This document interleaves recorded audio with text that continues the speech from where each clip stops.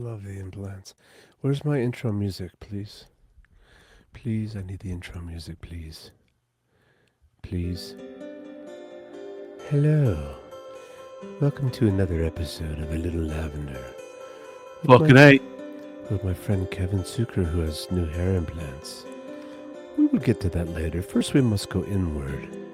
Prepare yourself to go inward. If you have stress gadgets, use them now. In the event of an evacuation, find your nearest exit. That is so Fucking A. So let's back to the meditation. I will stay focused. Now let's start with an inward breath. And as we exhale, all the stress and negativity goes away. And let's do it again as we inhale, Kevin. As we inhale, Kevin. I can't inhale and drink water at the same time. Like, you want me to fucking And then joke? and then we exhale, and we don't notice Kevin's ridiculous hair implants. And squeeze, yeah. I've had enough. Squeeze it. Oh yeah. Oh, squeeze it. Anyway, what are you doing, dude? I love the hair, man. Thanks, man. It's my Is new it a vibe. mullet? Is it a mullet? Yeah, it's straight out of the park, the trailer park, buddy. Are you gonna darken your beard to match the? You know what's weird is online the color looked Yeah. better than it looks right now. I think it's fabulous. Like I got that sort of like It's so good. I don't know, that Reba vibe right now, right? It's I kind so of got good. Man, I just want to squeeze the stress ball looking at you. It's I'll so lend nice. this to our friend Kelly Vaughn when we're done. Oh, Kevin, There's yeah. Reba. Oh, stroke it. Stroke the hair. Yeah. Oh, it's so Yeah. good. Yeah. Like my new look? I think you should color the beard a little darker. I'm gonna golf in this on Thursday. You know that ladies and gentlemen, we are playing golf on Thursday with Murray and with Vin. What's he go by now? Vincent. Why John. don't you bring Murray into the conversation and have him talk about golfing? with us? You guys are a bunch of cocksuckers, and I'm gonna do a magic trick on the golf course. I'm gonna show you how to make balls disappear. Not your balls, Kevin, just the balls in general. Murray Sawchuck right here, celebrity magician. A couple of things. Kevin, you should dye your beard to match the wig or vice versa. The drapes match the curtain. No, that's not right. The rug match the drapes. What's the expression? I don't know. I'm Murray Sawchuck. All right, everybody, fuck off. You want the mat to match the flaps. I want the mat to flat the what? Dude.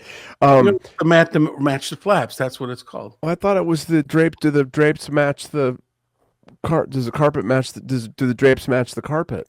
I don't know. think so. Yeah. do I you love think? it. Listen. You like this look better? I like that. I like you to mix it up. Notice I'm wearing Same the same shirt. shirt. Same shirt. That's I like Is it- this look though. This is you know kinda what? fun. I just had a moment when you showed that. It's like you ever walk into a party and somebody's wearing the same jacket you got on. You know that feeling you get in that moment? Like did Yeah. you just feel that just now? I certainly did. It was great. Do you go back through the 36 episodes prior to this and check out what you were wearing to be sure that you don't double? Can I be really honest with you Yeah. and 18 followers? Yeah. I don't ever watch a fucking episode that we've ever done. You've never seen it? You should because your microphone sounds like shit. Really? No, it sounds good. I'm just kidding. That's what those are for, is to just go back and dip into it and just see if maybe do you want to make a change in your audio and maybe you feel never like want to I wear need that shirt again. I feel to complete the look, I need one of those fucking big gulps. Okay. All right. You know, one of those big gallon mugs from one of the gas stations. Yeah, I think so. The one that you have. What was the thing you so. carry around? I carry this one, this guy? No, you have that big gulp thing with the big handle, and it's like it's a jug. No, This big. I'm not that guy. Sorry. Hi Hey, Patrick. What's up, buddy? Say You got an event tonight we were going to talk about, right? Yeah, but no, let's not move to that. I want to say hi to Brian Greenfarb and Patrick and Dora Jean. Oy vey. That's correct, Brian. Brian is on a rampage of oy vey. And do you know what that means, Kevin? Yeah. Oh, fuck. Oh boy. Listen, lot going on this week, and I do want to get to, and maybe we can bring our guest in on this one. What do you do from? I'm gonna coin a phrase from Mark O'Toole. What are you doing? A scene from Wicked? What's with the green, dude? It's a scene from Wicked. Yeah, listen. No, I don't mean that. Regardless of who Defying gravity. this is important to me. Okay, go ahead. Regardless of anybody's political views, I don't understand where I feel like we're missing it, and this is not a new information by any means, but when we stop disagree, when we disagree, we share opposing ideas. That conversation must keep flowing and going. And the minute somebody use the word gloating, I wasn't even talking about that, but it's more about, hey, you like that person, you're a bad person too, And to me, I feel it's disheartening for me, and I support anytime a president's been put in, I get on board and I support that president because they're our president for everybody in the United States. And I know that's hard to do for some people, and I would never tell anybody to do that. But when it comes to social media online, like, where's the kindness in that? And people hide behind screens and make bold statements and do that. And I just feel like it's toxic. I don't spend a lot of time online. I'm not even on Well, social media that much. You're talking about this is like just something new. This is the plight of social media. Social media is, it's used in a variety of different ways, obviously. And one of the ways that people use their voice on social media is to troll other people. Is that new? That's not new, right? So why would something so divisive and so separatist as politics in an election be any different? I don't think it should have moved into that area. I mean, we're talking about, it's everybody. And look, trust me, we've been posting music and videos our whole careers, and I've gone down. I produced a movie, and I found it on Netflix. I didn't even know it was on Netflix back in 2011 when Netflix was relatively new, and I was so blown away that, oh my God, there's the movie that I was involved in, and I started to read the review, people's comments on it, and it was like people were just mean, man. And it's just art. And I've also looked at some of my own comments on YouTube for some of my music videos over the years, and some people can just be so mean, and it's like, why? What's going on inside? If I'm being mean to you, that means I'm being mean to me inside, and I'm just putting it out to you. And I think that we're just really off on a bad spot. Of course, it's not new. People know, they're aware of it, but I just wonder why the person that's being abused or being talked in a bad way, why they feel the need to try to have a dialogue with that. And I just think it's the laws of diminishing returns, and then lots of people, unfriending people and all that crap. I mean, it's just bizarre to me. We're just in a very strange idiocracy. There's also a group of people that take this opportunity right now to heal, right? And to find kindness, right? Like, I saw a bunch of crazy posts this last week as well. From people that we know, right? These are people you know. Yeah. I get it. And then I also saw a bunch of posts from people that we know that were like, hey, let's take the high road. Let's not gloat. Yep. Let's not, rub it in people that don't believe the same principles face. And let's try, like, more than anything. And I know that I'm going to sound a little bit kumbaya here, but we are so fractured as a country. And I talked to a really dear friend yesterday who lives in the UK, and I've known him for 20 years. In the UK, you cut out. In the UK, yeah. Sorry, yeah. And we're very dear friends, and the world follows what happens in America. The leaders, politics. Yeah. And in the same breath of saying, dude, what the fuck?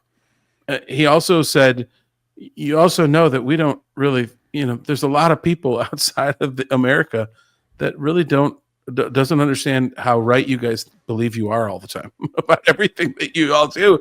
And I think that's so true. And, I've been very fortunate to have traveled the world in my career and have met some incredible people. And I've learned about some other incredible countries in the world that are very impressive in a lot of other ways.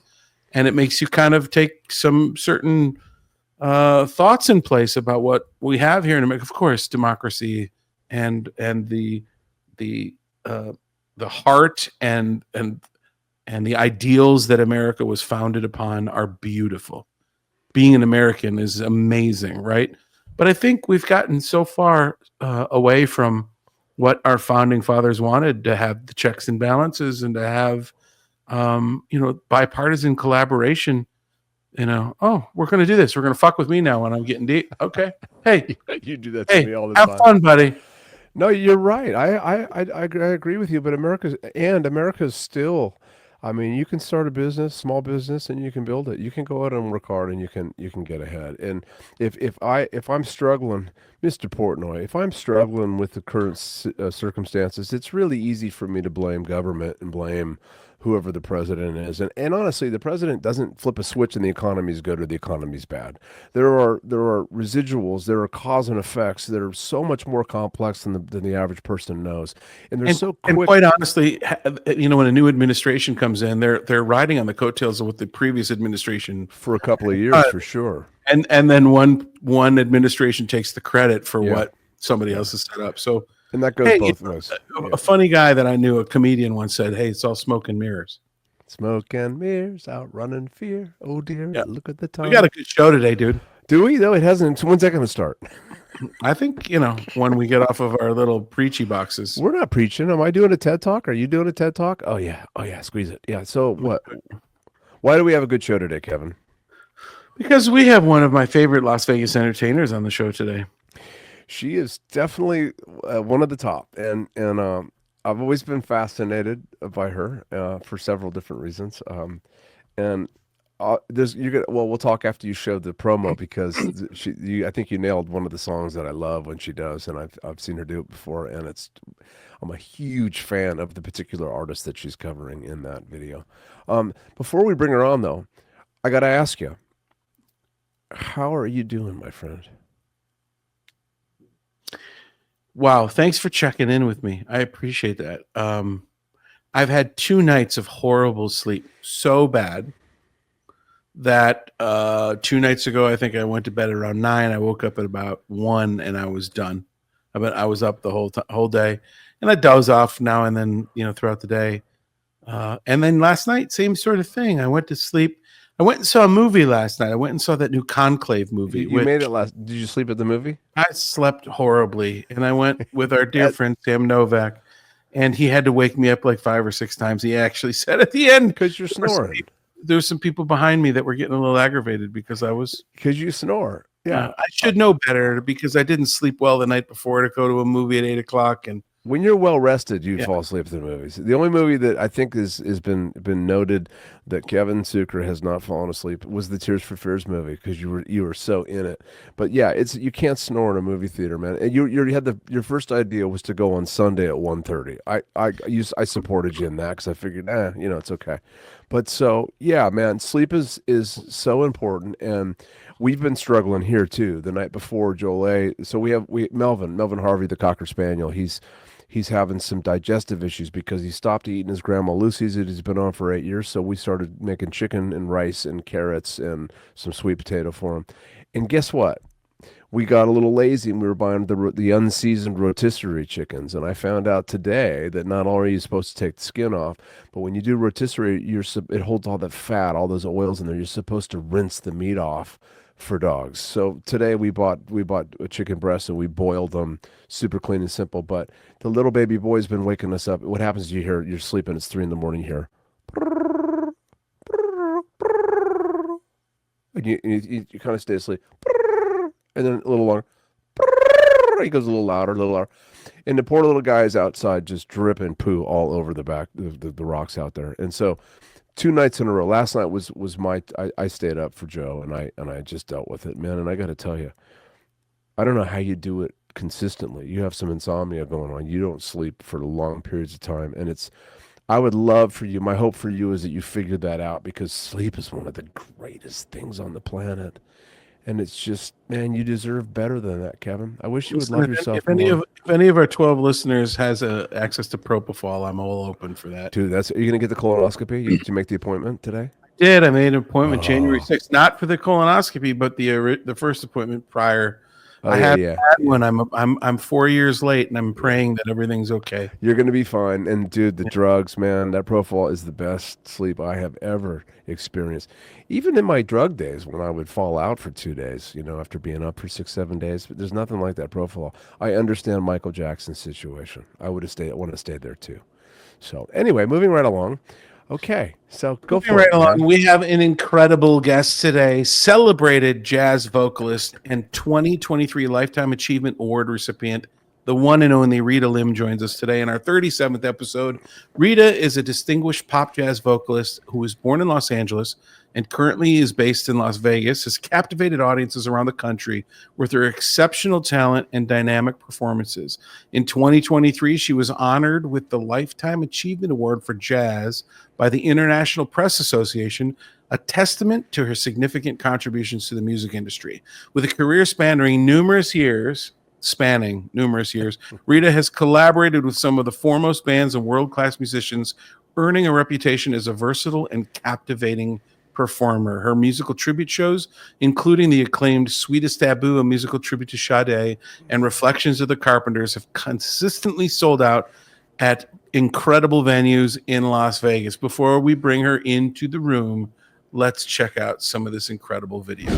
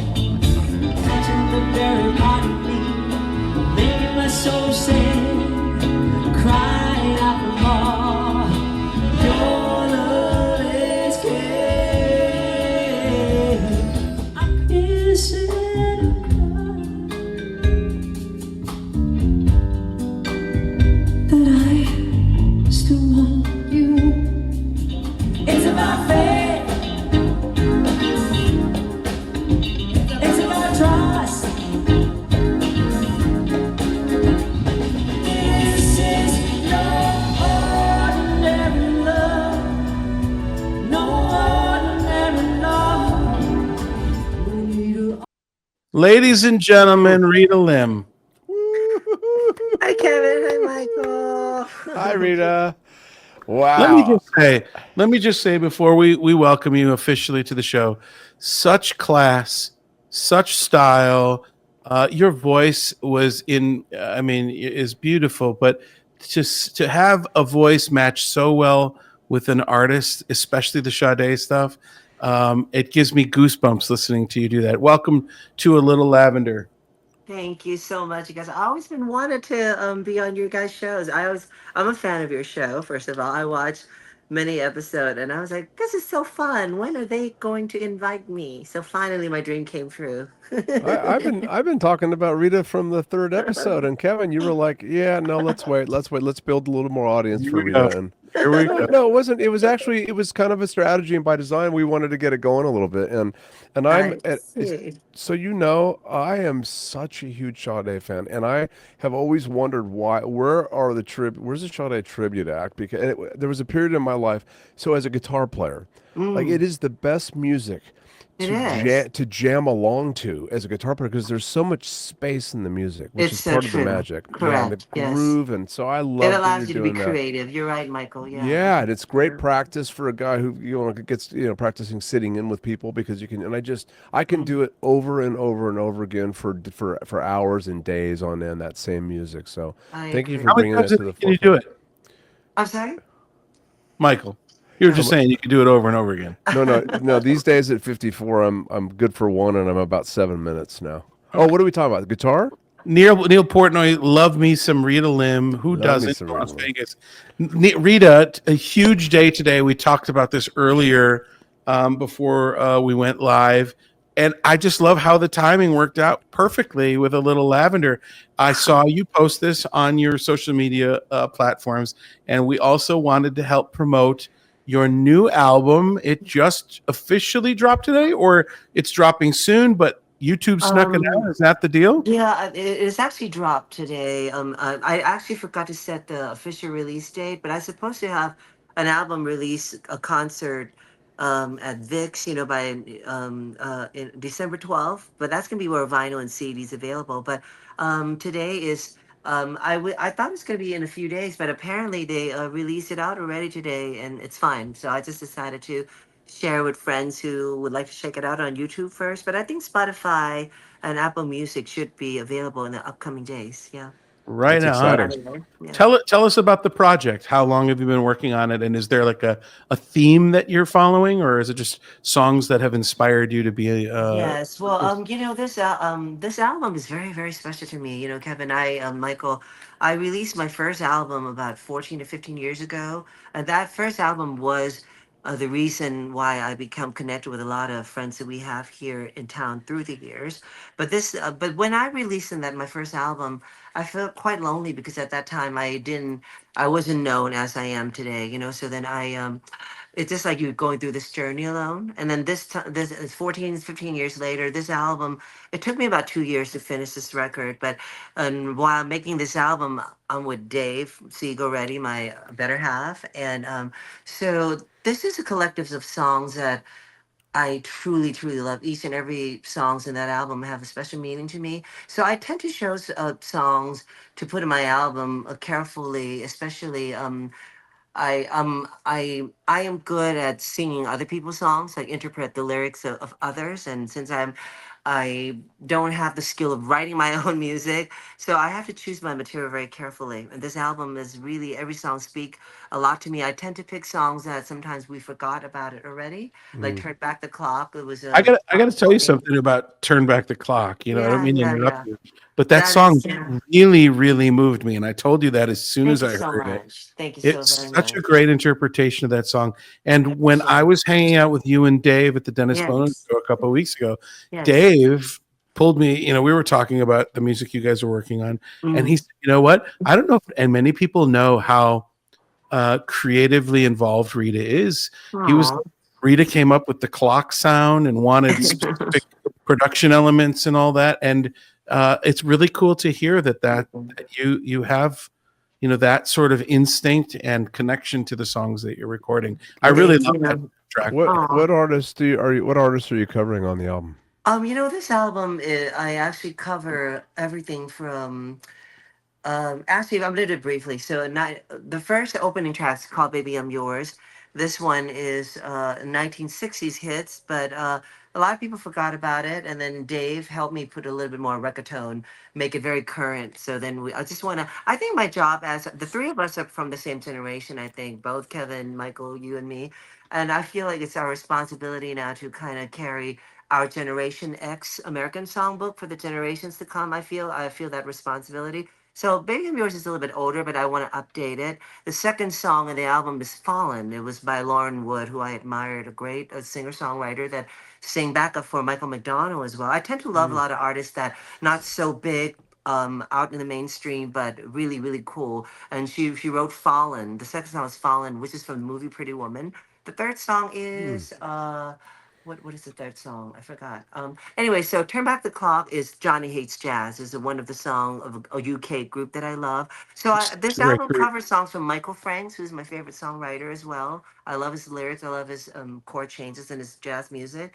And it also have some jazz iconic pianist named Marianne McPartland also wrote Twilight World. So it's a collective of jazz, and I have one Johnny Mercer Barry Manilow tune in it. But it Mm. just have it's a collective of. I think if you love the current Rita, who is more groovy, more into a mood music, you will like this album. And also, if you a fan of me, back in the day of my ballad style of music, you're gonna Mm. be happy too. I think it has everything for everybody. But I think one of the very first single that I recorded in this album was started 2 years ago. I think I'm very proud of this one because I'm a big Yellow Jackets fan, and also both Dave and I. And I'm a big fan of a singer named Marilyn Scott. She is a backup singer for Bobby Caldwell for many years, and she's a solo jazz artist on her own. So there's a song called Smile. It's a little bit of fusiony jazz that I have an album. So to summarize it, it has everything from every genre that I love, and Yeah, it's mostly eclectic. mostly of our generation, of the songs of our childhood. Like what I meant by that is the late 80s, early 90s that we kind of neglected it in the songbook that I felt I chose this album, the songs in this album very carefully. Yeah, they're all my When favorites, so I y- can't even pick one. so you're going to have physical, you said you're going to do vinyl and CDs and you're Yeah, going it's to gonna have be a vinyl and party. CD. I'm releasing that at Vic's, Jazz When do you have Club. a date on that yet? Yes, it's December 12th, and Oh, it's coming up. Luckily it's sold out already. So, but I am still going to promote it in case anybody wanted to come and pop in. Will be So, great. Michael, you and I can stand out the door and see if we can buy tickets. Anybody wants to Yeah. No, I resell actually, their You I, guys, you guys Kevin, have VIP. I'm sure the owner no, will no, I somehow cover. make you. I purchased 20 of them, and I'll be selling them out front for a Oh, I love premium. You guys are Yeah, supportive friends. I yeah. actually cannot wait to see your shows, and I'm a fan of both of you. And actually, just not to take it away from me, since we're talking a friend tell, you both are the people that I always been admired for years. And for Michael, as you're aware, I always love people who are authentic and original when they do their things, and when the way you brought the classics to the mainstream in Vegas. I Mm. remember when you first arrived in the scene, and I was like, wow, what a cool idea how you brought these fresh, a new arrangement and new authentic style to all these classics that you do. And I've been Mm. such a huge fan of yours. And Thank I you. think I told you in person. And Kevin, when Kevin arrived, I'm like, who is this wonderful couple? And I was admired both Aaron and Kevin. And especially, I'm a huge yacht rock music, genre fans. And when you brought it to Vegas, I was really ecstatic and excited. So both of you, I am truly, genuinely are a huge fan of both of you. Rita, let me ask you something. Thank you for that. So yes. when you saw Kevin and Aaron, and mostly Kevin was out doing a lot of promo early on when he first got here, did you look at him and say, "Who the fuck is this guy?" Did you ever have that thought at all? Like, look at this guy. What the with his blue shiny jacket and his hat and did you never? Because you're very sweet and authentic, and but tell the truth. Did you ever think to yourself, Okay, well, well, the truth is, when I first aware of the group, Doc Sider and Kevin, I remember, oh, what a wonderful, wonderful a band, and I see, I was because well, Kevin, of course, you were the face of it with the outfit. I was like, I wonder if there are as amazing in person or as nice as I see them on the on the flyers and all of that, because it's very flashy, all the flyers and all that, yeah, very colorful. And then when I got to meet you in person, you truly lived up to the my expectation, and I exceeded my expectation, because I thought you were so friendly, very down to earth, and very genuine and very kind, and you really are such a world class musician yourself. But when I first of all, when you see just a flyer, I thought, oh, I wonder are they just showing more of the image with the brand. Yeah, I thought of that. It's a little bit. But when I see him, I'm like, man, he is really in a phenomenal, incredible musician and an artist himself. and Well, that's that really a was so supportive angle kind. because one thing about Kevin is very supportive of the local community, but you, Rita, in general, have I've seen you do it really supportive of other singers in town and people that are on the same path as you are, and I don't think that that's the average. I think that you're above average on that, way above average, and Kevin, I ran into Kevin at a Jack in the Box when I didn't know anything about his act, and he was wearing this blue shiny I jacket. was I was out front asking for some money for a hamburger, Yeah. and he told me to fuck off, which is just like our relationship is right now. But you know what else I want? I want to dovetail on what you were saying, Michael, about Rita. The other thing that I find so refreshing about Rita is she's so transparent. Like I follow her on her social media. I'm a huge fan of what she does, but she also calls out things when it's not right, Hmm. and it takes a lot of So you got uh, balls. it takes a lot of courage Yeah, to keep people honest, right? And to I keep people, appreciate that too. that's a really Yeah. it's a really admirable way, because I'm saying that because I have a hard time doing it. I'd love to call people's bullshit out, trust Really? me, but I have a very hard time like trying to do it in a way that doesn't make me feel alienated, if that makes any I don't sense. think Rita's Well, thank you codependent. for thank you for giving me the credit. I guess it's come from who I am as a person. I am genuine to people in like in this on screen or off screen, and and you are right. I am very generous and kind to others, and I give credit to my upbringing, to my parents, and who I am as a person as well, which I'm grateful to the angel that they gave me the enlightenment early on as a young age, that I realized that uh, what we're doing is never about us. Like, I Hmm. think the two of you know the secret. That's why Yeah. we are successful in what we do, because Right. I think people connect and gravitate towards us because I realized as an early age that I am just a vassal in Your this service, life as a being of human. service. Yeah. And I just if I'm having a fortune of being celebrated, I want others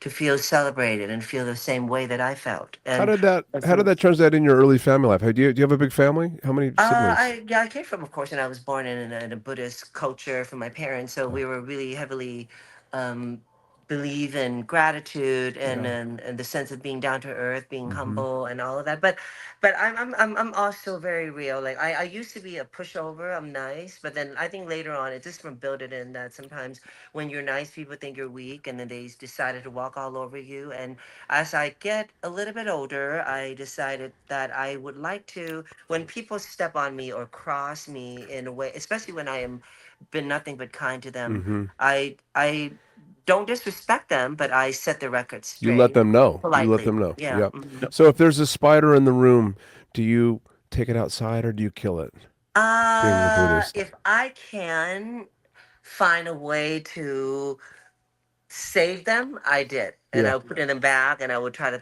throw them far, That's far what. away. That's why you and my wife get along so well. Is Aaron like that? Aaron's the same way.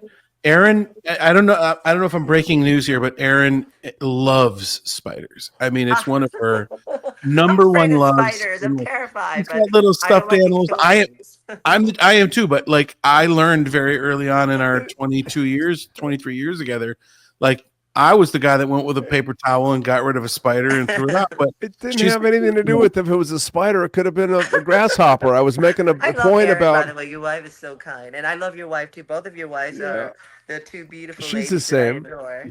Yeah. She saves moth. There's a moth on the Both of wall. you She'll. married to very special angels. I adore both of yes, your that is the wives. truth. We're both afraid of our wives too, Rita. Just Scared Well, shitless of our as most wives, men right? should be. yeah, I think so. I think so. We need a little bit of guidance from women for sure. I respect men who are a little bit fearful or respect their wife. I wouldn't say the word fearful. I think you guys have a lot of respect and appreciation for your No, it's wives. fear. It's Yeah. total fear. I think that's a beautiful Yeah. thing. Oh, Aaron loves you too, Rita. Aaron That's just Oh, commented, "I that's so love you too, Rita." sweet. Oh, I love you guys. Thank you. yeah. And I appreciate you guys took time to actually talk about my album, and it's very apropos, and I'm very proud of it. And I just a lot of I'm just so excited and just so grateful that it's out because I just feel like with the war, as you guys talked about earlier, with a lot of disagreement, no matter what side you are, and I just feel like a beautiful. I hope my album and the music that I just Heals. put in a package for you can help calm situation down or anyone who listened to it. I hope, Hmm. and I hope that it sent the message that I really want to send, which is light and kindness to others. You know. It comes What's through the in your one? voice. What's the one song on the album that you want everybody to hear?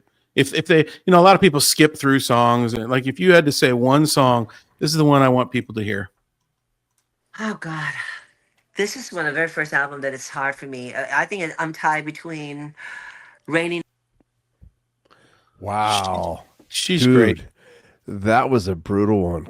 Well done, sir. Well done. I don't think I could have done that. You had to take this one. It comes She's with all the respect in the world.